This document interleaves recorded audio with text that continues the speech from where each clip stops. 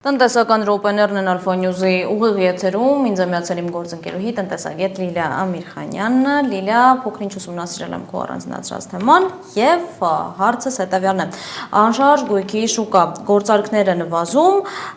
գների անդադար վերելք, գործարքների նվազման հետ զուգահեռ։ Ինչ է իրականում կատարվում, ինչու են գները շարունակում աճել, երբ շուկան դանդաղում է։ Այո, թվում է, թե շուկան դանդաղում է իրականում, իհարկե հավելվածի շրջանակներում ավելի մանրամասն կներկայացնեմ, բայց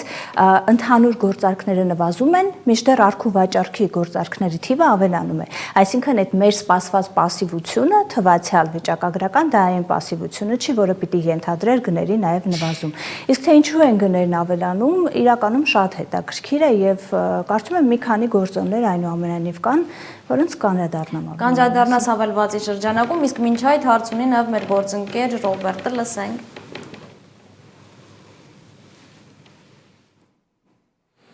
Շնորհակալություն Լիլիա, ես այսպիսի հարց ունեմ, ողջույն,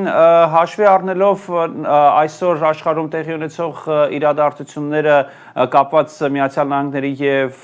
Իրանի հետ, ինչ զարգացումներ ես դու տեսնում նաև վառելիքի շուկայում, որովհետեւ այն ինչ տեղի ունենում այսօր բավական վաղուց չէր նկատվել, այսինքն վառելիքի գների սարսափելի աճի եւ ռեկորդային աճի վերաբերյալ եւ այստեղ Միացյալ Նահանգներում կարծես թե նոր էր սկսել Միացյալ Նահանգները եւ ամբողջ աշխարհը ուշքի գալ ռուս-ուկրաինյան պատերազմից, որ ֆինանսական տեսանկյունից ամենայն դեպս վառելիքը էժանացել էր, այսինքն դարձել էր մոտավորապես, եթե ավելի ստույգ ասենք, $3.7 մեկ գալոնի համար, հիմա այս 2 օրվա ընթացքում թռել հասել է $5.6 մոտավորապես, ասում են էլի է աճելու, ինչ տենդենսներ կան եւ արդյոք աշխարհը պատրաստ է ըստ քեզ եւս մեկ անգամ դիմակայել նման խոշոր լայնամասշտաբ ռազմական գործողությունների ֆինանսական տեսանկյունից շատ կարճ է։ Շնորհակալություն շատ։ Իրականում այո, շուկան այսօր բավական լուրջ ցնցումների ներքո է։ Մենք վառելիքի գնաճ, մասնավորապես նավթի գնաճ, տեսել ենք հենց այս մերձավոր արևելյան զարգացումների սկզբնական փուլում, ընդ որում բավական բացասական սպասումներով, նույն նավթի գների հետ կապված ընդհանուր գնահատականներ կային ամենասկզբում, որ անգամ $200 կգերազանցի, առավել քան հասկանալի է, առհասարակ ռազմական էսկալացիաների ժամանակ տարատեսակ սպասումների ձեռնելով, մատակարարումների, շղթաների խափանումներով պայմանավորված եւ այլն, այդ սպասումները ձևավորում են գնաճ, բայց այսօր մերձավոր արևելյան զարգացումները ուղիղ հարված են հենց նավթային բիզնեսին, այդ թվում հաշվի առնելով նավթի արդյունահանման այդպես կենտրոնը, հա, որպես այդպեսին համաշխարհային եւ այդ աճը գնաճը առավել քան սպասելի էր։ Աշխարհը պատրաստ է թե ոչ եւ որքան կտևի, իրականում այդ հարցի պատասխանը, այսպես ձևակերպենք, ուղիղ պայմանավորված է ռազմական էսկալացիայի շարունակությամբ, դրա խորությամբ, ձգձգմամբ եւ այլն։ Պատահական չի սա ասվում, որովհետեւ օրինակ նույն Թրամփի այն հայտարարությունը, որ էսկալացիան մոտենում է իր ավարտին, շատ կարճ, բայց իրականում նավթի գների որոշակի անկման հանգեցրեց։ Հետևաբար այն ինչ որ այսօր մենք հիմա այս պահին քննարկում ենք, ժամեր անց գուցե կորցնի իր ակտուալությունը, բայց այսօրվա գնահատականներով, նույն օրինակ նավթ արդյունահանող երկրների կազմակերպության փորձագետներից մեկի գնահատականով, եթե էսկալացիան շարունակվի ռազմական, մարտի վերջին նավթի 1 բարելի դիմացկինը կարող է գերազանցել $150։ Ինչի դա կհանգեցնի։ Բնականաբար ամենաառաջին ազդեցությունը դա շղթայական եւ մասսայական գնաճն է, ոչ միայն ամբողջ աշխարհում, այլ նաեւ դեպի մեր տնտեսությունը օրինակ, հա, եթե պրոյեկտենք տնտեսություն, որը առավելապես ներգրող տնտեսություն է։ Այսօր մենք օրինակ հենց ամենաթարմ տվյալներով Եվրոպայում արդեն իսկ գազի 3 տարվա ռեկորդային բարձր գին ձևավորվել է։ Հետևաբար դա որպես առանցքային նշանակության ապրանք իր բացասական ազդեցությունը պիտի թողնի ամբողջ ապրանքախմբերի գների վրա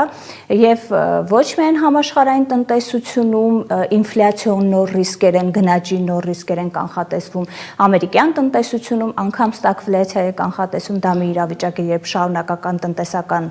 ուրեմն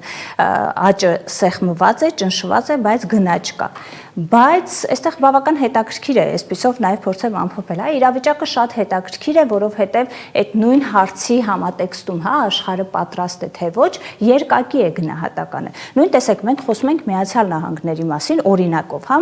Միացյալ Նահանգները, որը բավական երկար ժամանակ լուրջ գնաճի դեմ պայքարում էր, սոցիալական լուրջ լարվածություն առաջացավ եւ այլն, թվում է թե այս նոր գնաճը պիտի հանգեցնի դրա շարունակականության եւ բացասական, հա, որոշակի իմաստ, բայց այստեղ երկակի է, որովհետեւ հանրային մակարդակով, սոցիալական մակարդակով այո, բացասական սպասումներ կան, բայց շատ օբյեկտիվ գնահատականներով այս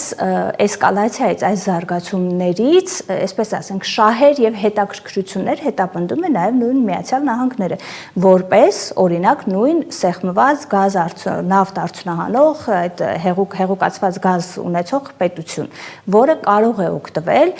հիմնական մատակարարման շղթաների խափանումներից, կարող են օգտվել ամերիկյան ընկերությունները, հա, հետեւաբար այդ երկակիությունը բոլոր պարագաներում կա։ Նույն Հայաստանի տնտեսության պարագայում մենք ոչ վաղ անցյալում նախադեպն ունենք ռուս-ուկրաինական պատերազմի, որը իհարկե ռիսկ էր, որը իհարկե ճգնաժամ էր, բայց նաև որոշակի դրական շոկերի հանգեցրեց։ Թողնենք, որ այդ շոկերը մեր տնտեսության վրա եւս ունեն եւ բացական եւ դրական ազդեցություններ, բայց այդպես երկակի էր, հա, նույն վիճակագրության առումով ստեղծեց որոշակի դրական միջավայր։ Հետևաբար, եթե նորից ամփոփեմ, պիտի կրկնվեմ, որ համաշխարհային տնտեսությունում գլոբալ սպասումները եւ կանխատեսումները ուղիղ համեմատական են, որքան կտևի ռազմական էսկալացիան եւ գործողությունները։ Շնորհակալություն Լիլա, բավականին հետաքրքիր վերլուծության համար, իսկ հիմա լսենք ինչ ես նախատեսել այսօրվա եթերաժամի համար։